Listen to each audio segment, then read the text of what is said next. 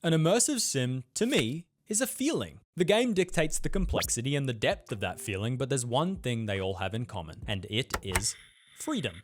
An emphasis on player choice and emergent player-driven storytelling within a developer-laid blueprint. What these games often lack in visual fidelity and scope is amended by a total addiction to this feeling. And those moments where something fucking insane happens, and instead of being the result of a carefully scripted scenario, it happened because of all the little choices a player made along the way. Thanks in no small part to a sandbox meticulously designed to react to players instead of guiding them. But I find that these games neglect game feel in favor of that design, opting for simple combat and traversal systems that merely uplift the rest instead of being a draw themselves, and a focus on raw gameplay instead usually diminishes the immersive sim side of the coin. Of course, there are exceptions, and if you're interested, I think I found one.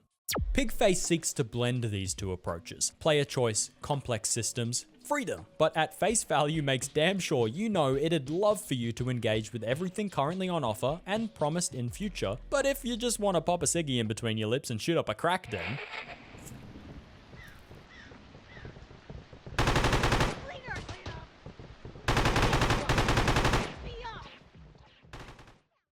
you'll have just as much fun. If it feels like something's been implanted in the base of your skull, that's because there has. It's in your best interest to listen to me.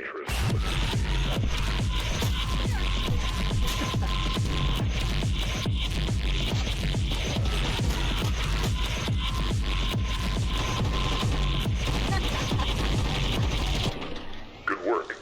Head back to the van. Head back to the van. Head back to the van.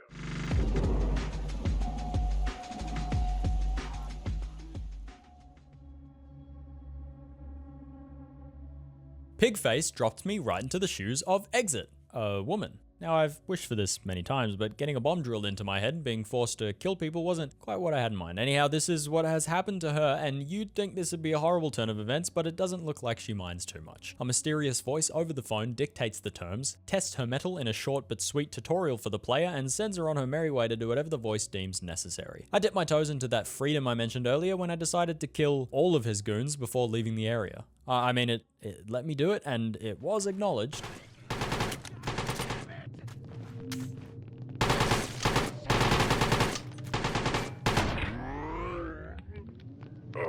Okay.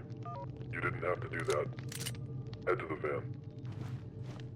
The game is, thankfully, super light on exposition, and after arriving at a dingy safe house, I was ready to jump right in. Exit has a few clothing options, purely cosmetic if you'd prefer a different skin for her arms and legs, and the laptop, while being the mission select screen, also allows Exit to purchase arms and armor, and it'll restock its digital shelves with new equipment after each assignment. On the road to these assignments, in the kit van, as the game aptly names it, she can gear up with various weapons and attachments, armor, special equipment, buffing and healing items, but there are masks too that function like almost class passives that give that little edge in build customization. I only found 3 or 4 in my short time with the game, and if I'm honest, I think they could be a little more creative. I don't need them to break the game, but I'd appreciate a bit more variety there. PIGFACE's immersive sim roots weren't initially apparent to me. It is an early access game, and it seems many systems meant to harden these roots are still in development, unfortunately. However, what was apparent is a commitment to making a game that is fun to play now, as simple as it may feel. The developer themselves seems to back this approach in the info section on the game's Steam page. From Mission 1, well, from the tutorial, PIGFACE felt absolutely fantastic to play. Exit is quick, her movement's kinetic, and the gunplay is weighty and packs a real satisfying punch. Stealth is always an option,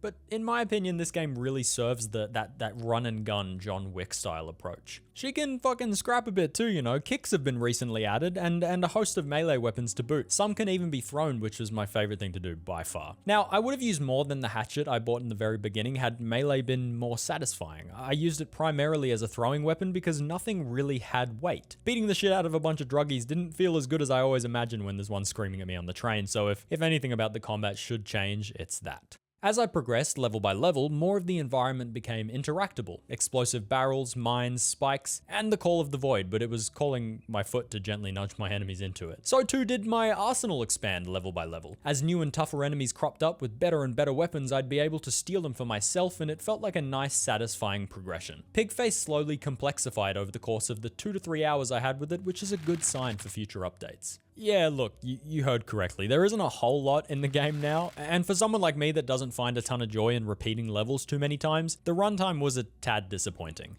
That being said, I'm sure many of you love finding every hidden approach to an objective and will have a fantastic time replaying these sandbox style levels anyway.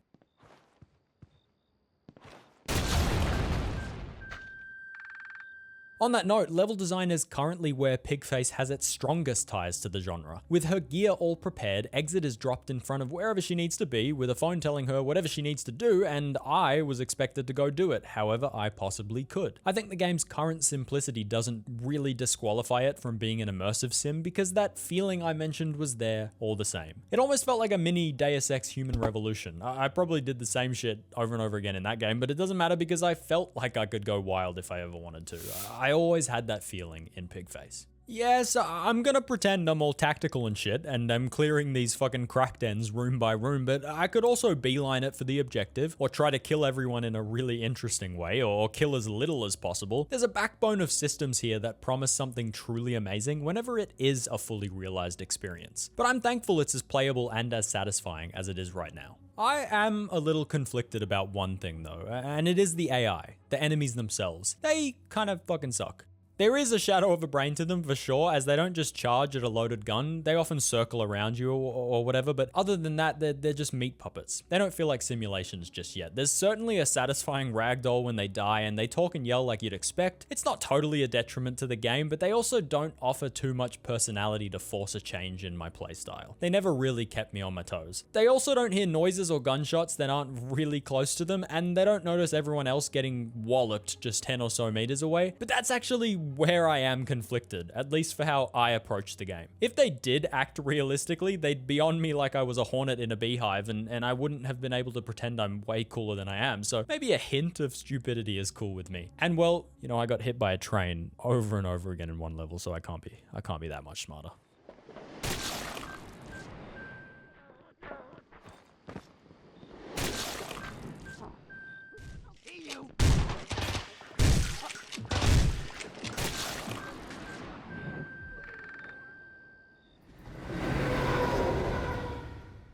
I'd still very much like to see some personality added to them though. Some could surrender, fake surrender, hide, etc. You know, keep me guessing is all I want. The game isn't all substance though. It is style and in droves. It's not without issues like flickering shadows to be ironed out, for example, but that low poly early PS3 game aesthetic isn't truly a lack of fidelity. It's a choice and it's a good one. There's music to set the mood even further. Some of it absolutely fucks.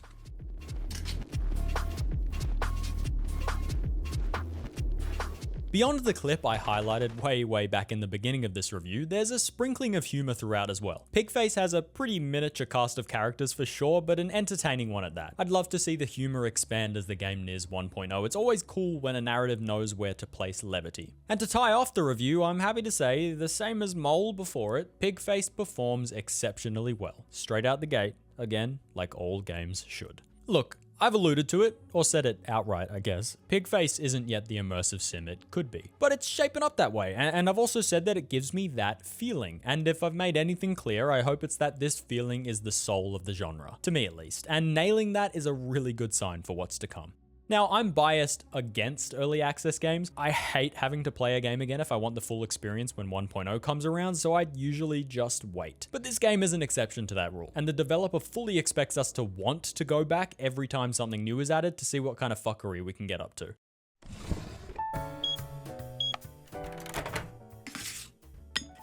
So I say buy it now, and keep an eye on it. I hope and pray PIGFACE's full potential is realized, but it's a fun game now and it will likely remain a fun game no matter what. Hey, if you're still with me, I'm James, and if you happen to enjoy the video, please do consider dropping a sub. I promise I am in it for the long run. Thanks!